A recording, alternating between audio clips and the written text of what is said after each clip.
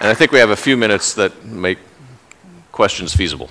Great. Thanks for the presentation. Terrific. Two questions. One is, if you just left the soil, untilled, and you put seeds down, wouldn't the very wind and rain that you worry about causing the erosion just blow the seeds all over the place? And nothing would grow anyway? The key is to leave the stubble from the previous crop on the surface, and that serves as essentially a mulch that helps to cut down on erosion. It helps to increase infiltration. It decreases exposure to the wind. So the trick is you don't leave the ground bare. You basically leave it covered. Great. So the short answer is keep it covered. Got it. Okay, that makes sense. Yeah. The second question is regarding the CO2 effects of plowing and what it does to the environment and the ozone and that makes sense. And my question that I have is this thing I've always heard the last few years, that the methane gas from cow farts is actually worse for ozone depletion than all of the fossil fuels burned in all the cars, trucks, and airplanes around the world. Can you talk to that? A little bit. There's a great new book that just came out called Cowed that I would say, for all things cows, I would recommend that you get that book and check that out. I'm not going to be the expert on cows, but there's a couple things. I have seen studies that have suggested that methane from agriculture, which would include that, is greater than methane from fossil fuels. So if you're dealing with CO2 and methane, you're dealing with different possible solutions. The other thing that if I'm recalling what I looked into in terms of that issue, that it's the other end of the cow that the methane's coming out of. Oh, really? Yeah, it's the front end, not the back end. And so it's digestive problems. I think a lot of those problems, as I understand it, are coming from feeding cattle corn as opposed to grass. And so okay. I think there's actually a fairly simple solution to that problem. Again, I'm not an expert in this, so take what I'm saying on this with a major grain of salt, because the old memory is not what it used to be. But my recollection is both those things, that essentially if you change the diet of cows, it would have a huge effect on that problem. Okay. Well, if you change their diet to what they actually are supposed to eat, sure, it would have a big effect on it. Thank you for all your work. Thank you. Do you know the author? Yes, Dennis Hayes and Gail Boyer Hayes. It's a great book. It's a fabulous book. It came out in March of this year. I highly recommend it. Thanks very much for your presentation and for your book. The conventional wisdom, as I understand it, with respect to animal agriculture or grazing animals on land was that was damaging to soil, but there's some recent work to suggest the opposite, that it's good for soil. I wonder if you have an opinion on that. Yeah, that I actually do. I think the effect of grazing on soil and soil health completely depends on how you do it. Because there's very compelling evidence that sort of overgrazing can degrade soils. There's really no argument with that. There's been some very interesting work over the last couple decades where people have been using intensive grazing that moves around, essentially trying to emulate the processes of, if you think about what happened on the buffalo prairie in the native grasslands. When the buffalo grazed it, they'd go in a big herd, they'd intensively graze an area and then move on. If you look at the grasses that grew in the native grasses that grew in those areas, they had incredible root systems. Most of their biomass was underground because the part that they would stick up above ground would get mowed off every now and then. But with a really big root mass, they were able to regrow fairly readily when the buffalo moved on. And so there's been places where people have been using intensive grazing and the manure that comes from that as ways to both return organic matter to the soil and also to return and enhance the microbial life in the soil. So I've been looking into and talking to farmers who have been bringing livestock back onto their land. And I think I'm hoping that sort of 200 years out, we're going to have reintegrated livestock production and crop production as two pieces of closing the loop in terms of nutrient cycling. I think that one of the big mistakes of modern agriculture has been moving animals off the land, isolating them in places where what they produce, which is essentially a very nutrient-rich resource, has been turned into true waste. And that's a waste. Yes, again, thank you. Thank you. Two questions. One is, What's your comments on sort of the deep aeration of soil, topsoil, such as I think the French intensive methods? Are there any techniques for more progress made in planting in particular ways? And then the second question is, I know Paul Stamets, for instance, with fungi.com, has used mushrooms significantly in, for instance, oil spills, where there's been a real rapid increase of the fertility of the soils. Can that speed up topsoil? Yeah, one of the, if you look at the role of fungi and mycorrhizal fungi in particular in terms of plant nutrition and bringing stuff to plants, the idea of inoculating soils with beneficial fungi or encouraging them, I think, is a big one in terms of boosting productivity and yields. In terms of using fungi to actually clean up things like oil, I don't know that much about that. I've seen a few studies on things like that. What I've been really impressed by in looking into the microbial world in general is how there's a microbe that can digest almost any natural compound.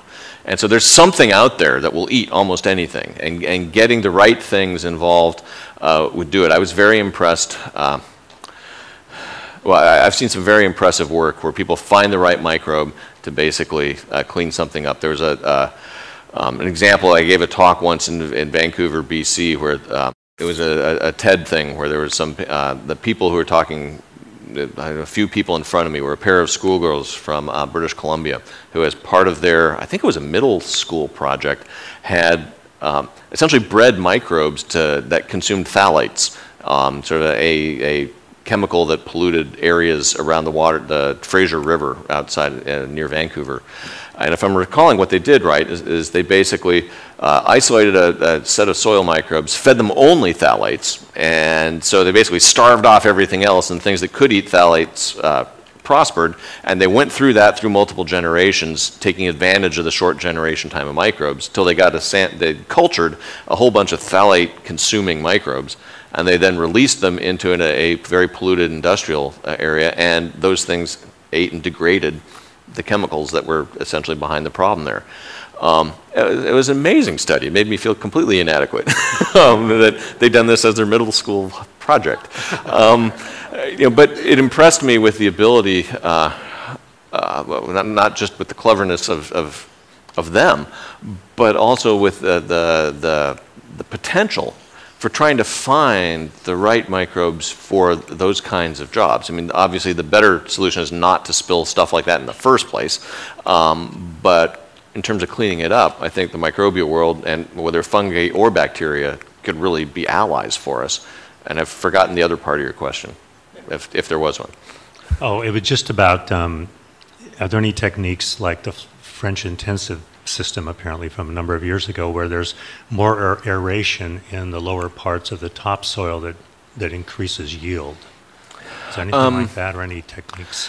I'm not so much aware of that. Most of the work that I've looked at in the last few years is looking at minimizing disturbance of the surface rather than trying to open it up. And the idea is that it's soil life itself that will be creating the worm burrows and the arthropod burrows that allow air and elements to circulate, air to circulate freely in the soil. So I think the strategy that I've been seeing is the kind of like, don't mess with soil life, let them do their thing and foster them, and disturbance does not do that. Great, thank you. Thank you, David. I'm glad that you and your wife wanted to redo your front yard. I believe that we're in the Morpheus Neo stage, that we need to try to help people understand that there's different mindsets. I'm surrounded by conventional farmers, and I talk to them, and their main mindset is bushels, bushels, bushels. They are concerned a little bit about nutrition, right, but not much. Where I, on the other hand, am concerned about nutrition, and as you have proved and others proved, the more you're concerned about nutrition, the yield comes automatically. So there's a couple, if you want to learn more about organic biodynamic farming, Rodale Institute and Acres USA are both very excellent. You can Google them and learn more about it, and I'm going to try to get David so he can speak at the Acres USA conferences here in the future. So Yeah, thank you I'm very actually much. going to Rodale in June to look at what they're doing. Yeah. Oh yeah, the other one that's up there, The Rocks Don't Lie, that's my most recent book. It's a history of science and religion viewed through the way that geologists have studied and looked into the question of Noah's flood. What was it? And the way that theologians responded to the discovery that there was no global flood. So therefore, what was Noah's flood? It's a very interesting and rich back and forth in terms of, you look at the earliest geologists, or what we might call the earliest geologists. They didn't call themselves that yet, but back in the 17th and 18th century, they were all trying to figure out how Noah's flood worked. They were looking for evidence of that in the rocks. And over the course, I'll give you the two-sentence executive summary. Over the course of the 17 and 1800s, geologists pretty much established that there was no global flood, that it was not responsible for all the world's sedimentary rocks. You know, before Darwin ever got on board the Beagle, this was settled science. But the question was then, well, what was Noah's flood? Then there's two geologically plausible events for explaining Noah's flood as a regional flood that would have wiped out the world known to people in Mesopotamia. And so I go through the discovery of those discoveries and the theological arguments that then led to the very recent rise of young earth creationism, which, contrary to what most of its proponents argue, is actually one of the most recently developed branches of Christian theology. Hi, thank you. Can you comment on massive composting and re-nourishment of soil as a possibility? I bring to your attention a town in New Zealand I know well, which is called Cromwell, which has a zero waste policy. And everyone is required, and this is a huge stone fruit community and a farming community, sheep farming community. Everyone is required to bring all of their organic waste to a worm farm, which produces a huge amount of organic recasting, recomposting, and then that goes back onto the soil. And so the only things they have to get rid of are like refrigerators and cars. Cars, yeah, exactly.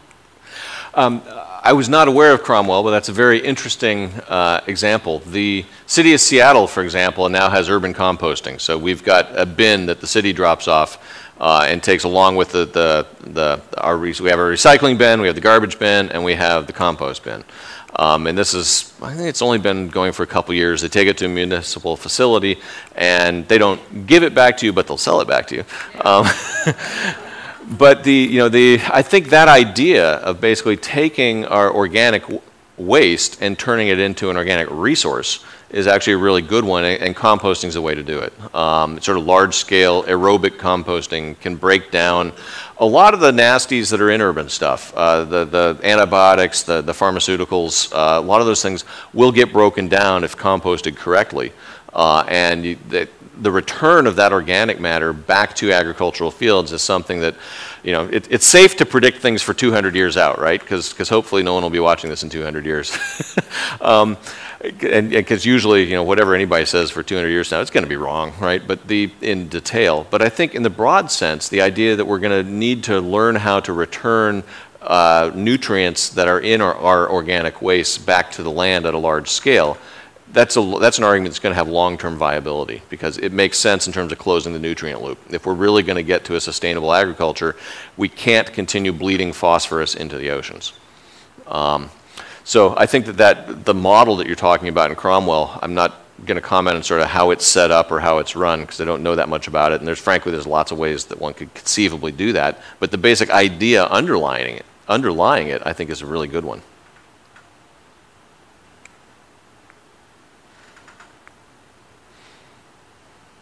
Great. Well, why don't we stop it there? I'll be glad to entertain any other questions out in the other room, should people want to discuss further. I obviously recommend, Dirt, The Rocks Don't Lie, The Hidden Half of Nature. I recommend them all to you, but I am completely biased. Thank you.